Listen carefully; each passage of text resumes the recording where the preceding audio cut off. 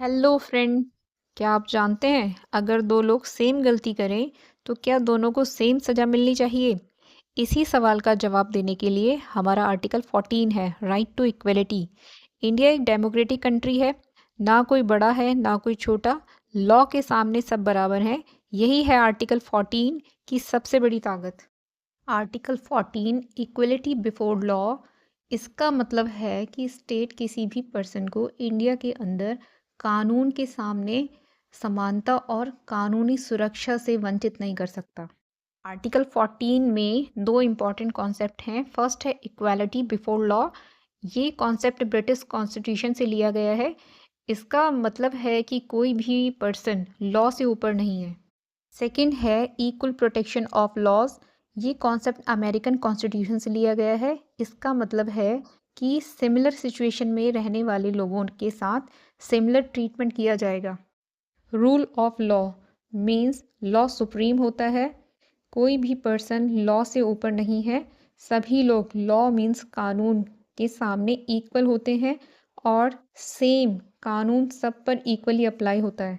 इसमें एक केस भी हम समझेंगे, John Vallamattom versus Union of India 2003। इस केस में इंडियन सक्सेशन एक्ट 1925 के सेक्शन 118 को चैलेंज किया गया था। इस केस में सेक्शन 118 के अकॉर्डिंग क्रिश्चियन पर्सन अपनी प्रॉपर्टी रिलीजियस या चैरिटेबल पर्पस के लिए विल के थ्रू ईजिली नहीं दे सकते थे।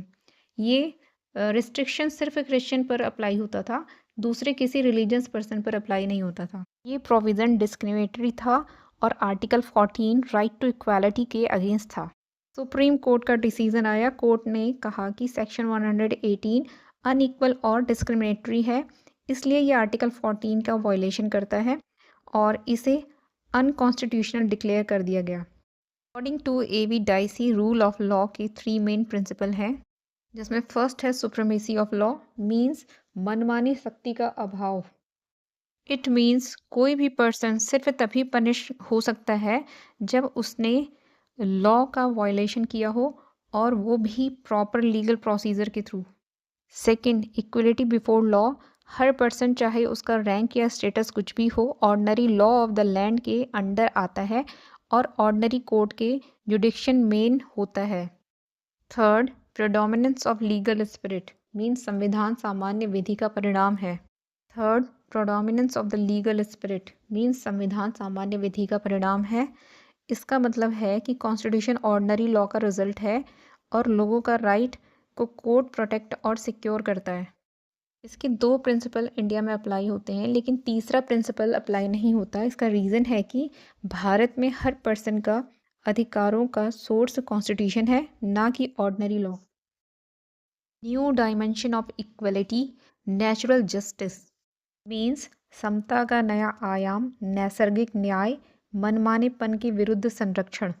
पहले इक्वलिटी का मतलब सिर्फ सबको बराबर ट्रीट करना समझा जाता था, लेकिन अब मॉडर्न कॉन्सेप्ट के अकॉर्डिंग इक्वलिटी का मतलब सिर्फ इक्वल ट्रीटमेंट ही नहीं, बल्कि ये भी है कि स्टेट का कोई भी एक्शन आर्बिट्रेटरी नहीं होना चाहिए।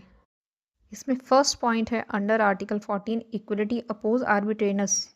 इट मीन्स आर्टिकल 14 के अंडर इक्वलिटी का मेन पर्पस है आर्बिट्रेनस को रोकना, मीन्स मनमानेपन को रोकना। नेक्स्ट, एनी आर्बिट्रेटरी और अनरीजनेबल लॉ और action violates article 14। It means अगर कोई लॉ या गवर्नमेंट एक्शन अनरीजनेबल या मनमानी है तो वो आर्टिकल 14 का वायलेशन माना जाएगा। नेचुरल जस्टिस का मेन एम है फेयर हेयरिंग। किसी को पनिशमेंट देने से पहले उसको अपनी बात रखने का मौका मिले। ये प्रिंसिपल इंश्योर करते हैं कि डिसीज़न फेयर हो और आर्बिट्रेटरी ना हो। अगर ये इन्फॉर्मेशन आपको पसंद आई तो लाइक और सब्सक्राइब कीजिए।